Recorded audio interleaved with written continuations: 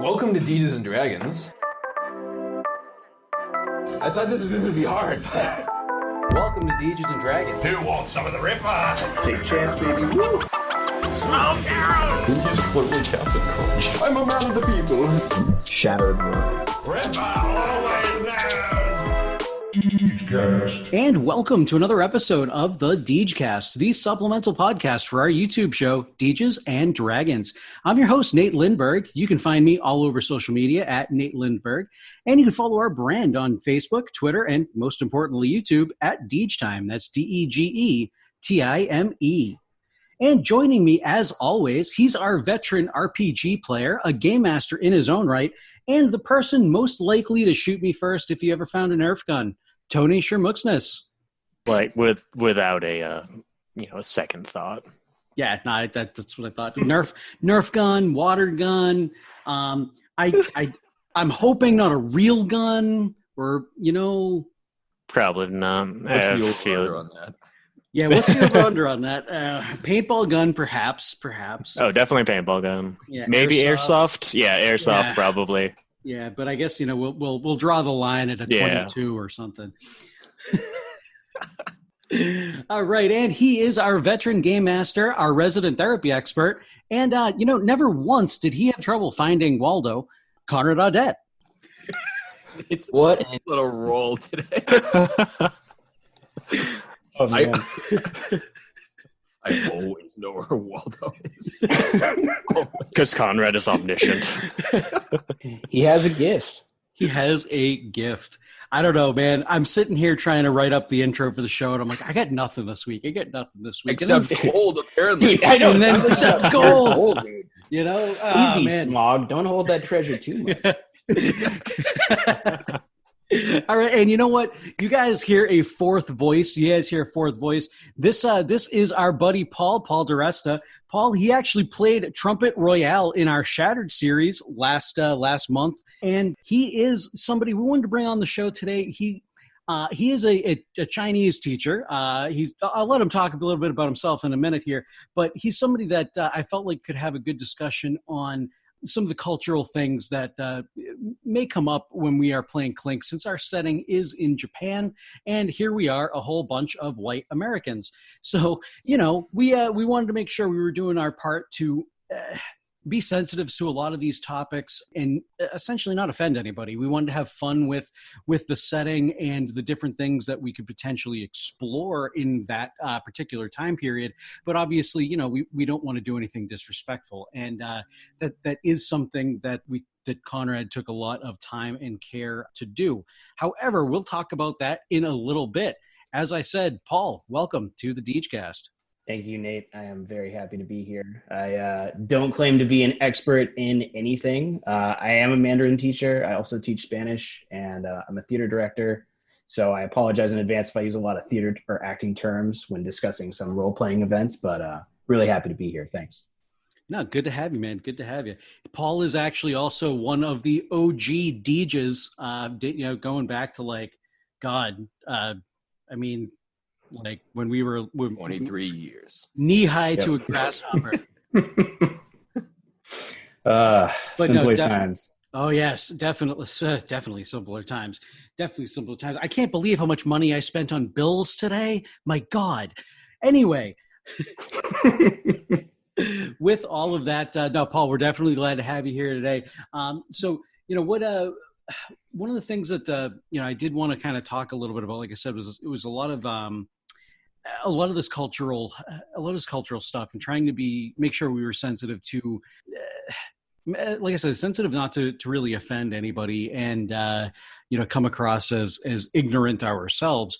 One of the things that I remember actually discussing as a group with the players after we shot the first episode. We were actually going into the second, and we all realized that at different points during the first episode we had tried out different accents and then weren't sure if we should continue them or, and it was like, just, we weren't thinking. It was kind of like a spur of the moment type of a thing.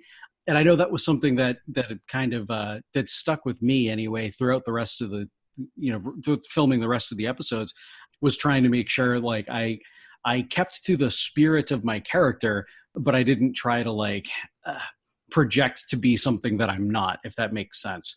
So I'm kind of curious on, like your take on that, Conrad's take on that, Tony's take on that, and not just necessarily with accents, but I guess like overall with like our character, our dialogue, the things that our characters, the dialogue, and just the things we were, kind of encountering and talking about.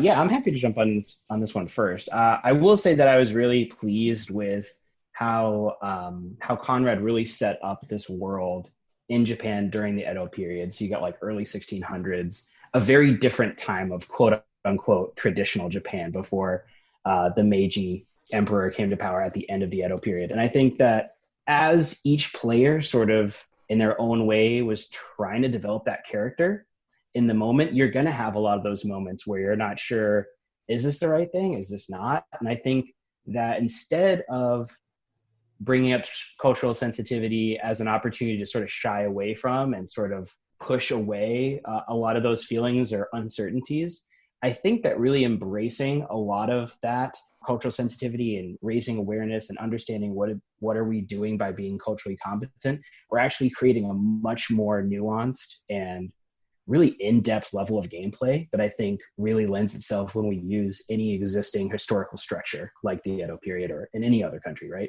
And so I thought that overall, I think, language is certainly an issue that we will run into with cultural sensitivity. All the basics like eye contact, language, how we address each other, behaviors, they're all going to be specific. One obvious simple example in our own culture is, say, if you're a doctor at a hospital and you have a patient that is of some Asian cultures or certain Native American cultures, if you refer to them by their first name, that's considered super disrespectful, right? And so we're not trying to be disrespectful by using their first name. We're trying to understand what's a better way to do that. And I think that when I look over this game of Clink, I see a lot of players who are trying to engage in this and try to figure that out. And I think that that's a really healthy place to be at, because not everybody is going to join a game as a player or even as the storyteller for Clink, knowing everything in terms of cultural sensitivity, particularly when we're using either, actual historical period that did exist in our world, or if it's an imaginary world that borrows from a lot of those cultures as well. So It's something to really engage in, but I think that it does lend itself to a more nuanced and in-depth level of gameplay, like I said. And I think that that also kind of ties in a little bit with how Clink works as well, because Clink doesn't sort of have this like life or death, okay, that's the end sort of scenario built in. It's all about changing the story. And there can be pros, there can be cons, there can be bad outcomes, but the story continues. And I really hope that a lot of players that do engage in a lot of this stuff will be aware that they should kind of think of working through these stories in a similar way. See, this is why I wanted to have you on. This is why I wanted to have you on, because you actually said words that I don't think ever were spoken on this podcast before. Well, we're four white guys trying to do the right thing here. Exactly. No, and but no, and I do agree. It's like, so I talked a little bit about this actually last night on my other podcast, the wrestling podcast, that right now the wrestling world is a little bit of an uproar. There's a lot of, we're talking about cultural sensitivity right now, I know, but there's a lot of rampant sexual abuse and things that has been really running rampant throughout the wrestling industry. And it's kind of come to light over the past couple weeks. And we had a very heavy discussion last night about some of this stuff. And one of the things that I started talking about last night, and I know that at least Conrad, Paul, actually, I think all four of us can relate to this, is we all grew up in an area that was predominantly white. Conrad, Paul, and I, we went to a private school. Everybody was relatively well off at the time, and that was kind of the world that we were introduced to. And going to high school, I ended up going to a public school, and that's actually where I met Tony. And when I went to that public school, it was a complete culture shock. The private school that we went to, in our graduating class, we had 26 kids. And then all of a sudden there's hundreds and hundreds and hundreds of kids in this school, and a very, very ethnically diverse group of kids. And I'd never really been involved in a group that was so ethnically diverse. Usually there might be like a token a Hispanic kid or something in a group that I was in, but whether it be for school or for church back then or whatnot. But I remember very vividly sitting in class, and I remember the topics of a particular group. I don't want to single any group out or whatever, but there was a particular group of people, race of people that was brought up just kind of in talks. And here I am, this naive little kid, sheltered, and I just want to fit in. And I remember going, yeah, my dad hates those insert group of people here. And I had about 4 kids in front of me look around because they were that group of people. And I remember going about as white as a ghost. And it was the first time that I had actually realized that, like, they're not just this abstract thing that the people in my life would talk about. They were actual human beings. And I remember from that point on trying to be as, like, aware of what I was talking about, and, who, like, and try to just learn all the different differences that I found between all these new classmates that I'd never really been exposed to before. And I think that it's okay not to know certain things. And I think it's okay because, like, I didn't know that it wasn't okay to say what I said. I didn't know that. I found out pretty quickly. Thankfully, those kids, they gave me the benefit of the doubt. They liked me, and they didn't kick my ass. And, I kind of explained myself. They got it. They knew I was that sheltered white kid, and they kind of let it go. But I've never forgot it. And it's something that stuck with me for a long time. And like I said, I think it's okay not to know certain things, but it's when you find out growing and making sure you don't make the same mistakes and just kind of being aware. So I say all of that to get back to Paul's point of, this group of players, there at certain points, we may not have known what the certain proper etiquette culturally might have been, but I feel like we tried and we had the spirit of it, and we were doing our best to kind of pay homage to that culture and that time period. So I hope all of that makes sense, because I know I kind of went all over the place there, but that was something that really I started thinking about after my conversation last night with a lot of that stuff. I thought it was a little bit relevant with the conversation we were all having here. Yeah, and I feel we all kind of very similar to, we had kind of had this discussion on the Kids on Bikes episodes of the podcast, but I think all 4 of us really made a character that was kind of close to home in one respect to another. Obviously, Nate a sumo wrestler, closest thing to a wrestler that he could, make in that setting. Personally, wrestling?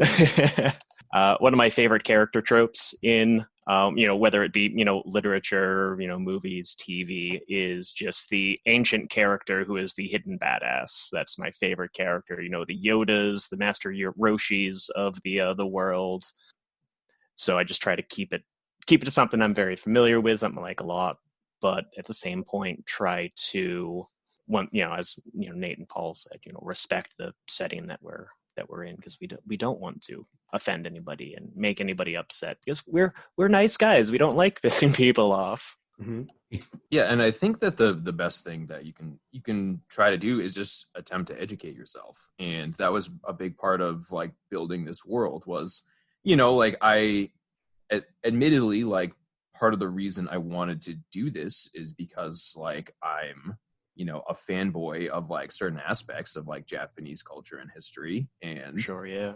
Like, I know this, like, sounds like stereotypical, but, like, I love anime, and I basically exclusively, it's like the only TV I watch, and I watch it every day. And nothing wrong with that. Yeah, and that's and by me saying that, I don't mean that, like, that is Japanese culture. No, it's just like it's just something, an aspect of it. Yeah, and that's part of the urge I felt to emulate that. Like, at the time I was watching Demon Slayer, and it's set with, like, they all use, like, cool katana, and, like, there's, like, beautiful artwork that such a pretty anime. yeah, that exemplifies, like Japanese art styles. And it's like, wow, yeah, this is like so sweet. It'd be so awesome to like role play this. And at the same time, like, I know that this is like the way this author, it's a fictional work, like this author created this fictional work. And so if I want to have our players, fit in this, setting and world and everything, I need to make sure that I do my research on it. So I looked up like the exact time periods, and, if there are people out there who aren't the same fanboy and like don't want to like be a samurai, like, okay, so what's like the first year then that Westerners encountered the Japanese? It's like, oh, it's only a couple years before this year that I'm having the setting. So then of course, like, we have Billy, who plays Casanova, who's Spanish. And now historically, like, his character being there, it makes sense because like I went straight to the history books for that. Like Spaniards like would have been coming to that northern island there. And it's even the location, like where, and like the name of it. Like this was like the first island where like, Westerners came, was that upper island there. And that's right before. What was the and the I know it. I thought you said it had. We're not talking about that. It's fine. No, I know that. I'm just curious. No. That's like spoilers. It's a spoiler. Yeah. Yeah. Oh. Conrad and I had a moment in this episode. I just wanted to touch on it. Yeah. Where Tony, so like we talked about in Shattered, where like I had all sorts of like all of my names are purposeful. Yeah, Conrad is phenomenal at foreshadowing, and I guess I was just paying attention extra close or what have you, but he just said something in a way and it just clicked in my mind. I'm just like, oh, wait. And I look at him, and then we have this silent moment. He recognized that it just clicked for me. He's just like, don't. And I'm like, okay. Okay, so I know exactly the moment you're talking about, and I've wondered. So that all makes sense. I figured out. I figured out the the spoilers. Okay. Well, in terms of being the fourth person on this lovely wheel of an upper island of Japan, I just wanted to reiterate some of what Conrad's earlier comments were, that for all the listeners out there, to definitely educate yourselves about this. This is, obviously role playing is for everybody, and while we do want to role play somebody else, it doesn't mean that we're not ourselves. And so we constantly have to both abandon and embrace the fact that, we are playing somebody else, but I'm also, a white straight man in that room doing that role play. And, not every player is going to be that. And so just being aware of those nuances, I would say definitely can, add so much more detail to how you play and what behaviors and language and actions your characters will take. Yeah. And speaking to that, where, so Nate's playing like this sumo wrestler, and we can find, like at the same time, it's like we're finding the same threads too, where it's like there are these different parts, of foreign cultures that that are just novel to us. But then there are the same things like where, we're human, and there's been so many parts of history in our like human experiences that have been similar, where Nate's this sumo wrestler, and it's like, okay, we've all found competition and sport, like over, thousands of years. And with like the birth of like sumo and like what it was used for, it was like for like the entertainment purpose. And so Nate's like, okay, like I am going to keep this map of like every province that I go to and like become the champion there. And like that's also like true to like the history, but it's a very real motivation for Nate that like was within himself. Like he didn't have to go elsewhere to find that motivation. It's like, no, this this is home. Exactly, like kind of what you were saying, like where we're playing other people, but we're still ourselves too, and we have these connections. Mm-hmm. Yeah, and I think that actually, building on your point, it really does play into Clink, because as long as your actual main reason, say, for being with that group, or your main reason for, playing this game and doing X, Y, and Z, your creed. Your creed, thank you, Nate. As long as your creed is also, being culturally sensitive and is, and for a better word, lack of a better word, authentic, right?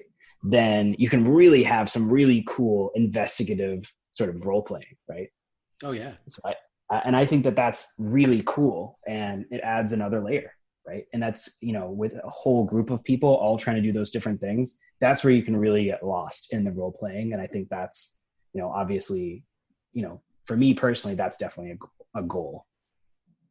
Yeah, like, and that's one of the things that I really, really, really like about Clink in general is the fact that it is so story driven.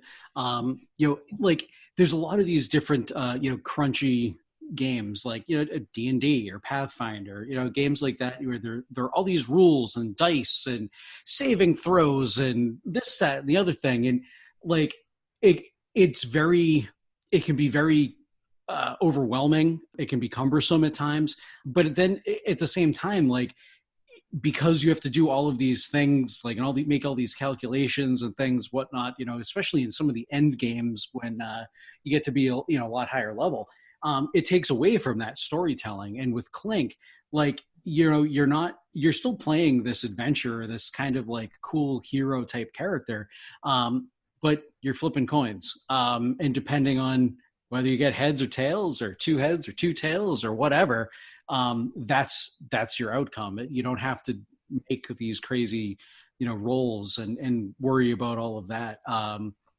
But yeah, and then the second layer on top of that too is the collaborative piece to it. Where you have a flashback and somebody asks you leading questions and things like that. So there's just this your character ends up getting molded by the other players in the game, which is something that I know, I'm sure there are other RPGs out there that utilize something similar to have other characters mold your character.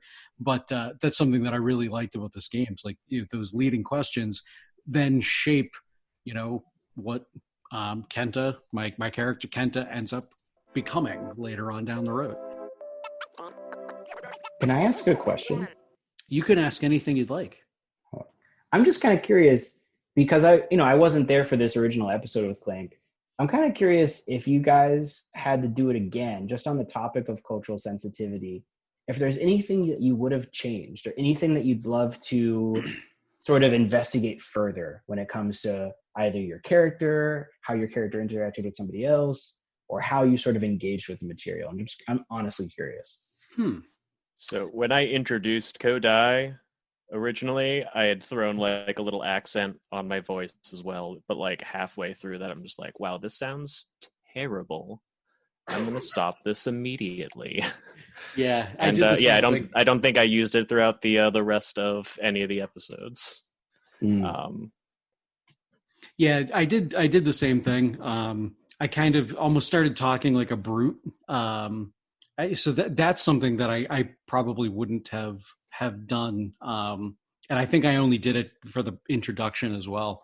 And then I know later on in the episode, I'm much more talkative, and I'm making challenges to gods and stuff in complete sentences. So, there's a few things that I would have liked to explore later on. I think it would be spoilers if I was to say really anything at the moment. But there were a couple things that I might like to have explored later on with some of, we've already, the great Onis, the powerful Oni were introduced. It would have had to do with them. So I don't want to necessarily get into it here, but there's a couple things, I might have done a little bit differently. The other thing that I might have done a little differently is played a completely different character. As everybody, if you're listening to this, guys, I like wrestling. If you didn't know, so playing a different character that didn't have anything to do with wrestling might be a little but kind of step outside of my comfort zone a little bit more would have been nice. Even though sumo wrestling isn't like professional wrestling, it's we did have to look up a lot of stuff about sumo. Yeah. Yeah, which I thought was a good thing. That like, oh no, absolutely. We obviously we wanted to be as authentic as we could be. Yeah, but just in terms of like it almost felt like, because like our character creation for Clink is like so simplistic that it's almost just like it was an extra primer to get into the world, where like we collectively stopped and we were like all like looking a little bit deeper into an aspect of Japanese history like together, instead of just being like, okay, like here's our names, our nicknames, and here are our triggers, like go. It actually gave us like an extra like a few minutes there where we were all, at least I felt that way, where it definitely fleshed out the characters a bit more. Yeah, it got easier to just like get into like the feel of the world from like actually like looking at the history right before we played. Right. And one thing that I don't know if we've actually mentioned either on this podcast or in the first episode of Clink, but in Shattered, Conrad crafted the characters for us. He crafted Trumpet Royale and Dirk and Wars Glacius and GE. We came up with our own characters in this game, as we did with Kids on Bikes. I think all the rest of for the most part, actually, I think it's probably about split whether Conrad came up with the characters or we did in the majority of the rest of the games here. But the character creation is just so simplistic and fast in Clink. We didn't need to pre-generate anything. Yeah. I mean, it was pretty quick. So, I actually wish we filmed it, to be honest with you, kind of show how quick it was. But we didn't have that foresight back then, so is what it is. Yeah. Well, thank you guys. I appreciate everybody's responses. No, go ahead.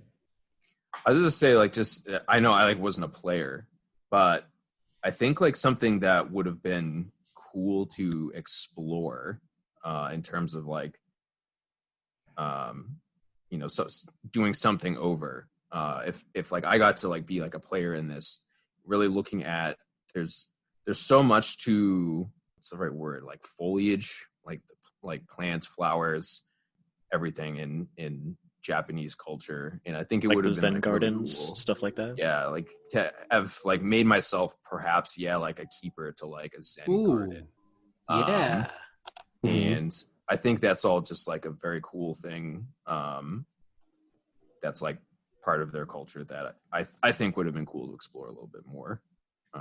But yeah, I love that idea, and I think too, like in terms of like future games, regardless of whether we're playing Clink or any other role-playing game, particularly when you're investigating into a specific culture or society or community that's already kind of known in the world, or it's borrowed from our own worldly tradition, trying to, instead of forcing all the players or people who want to be part of that event to have to do a ton of research, kind of making the DM or the storyteller in charge of that is, a pretty common thing.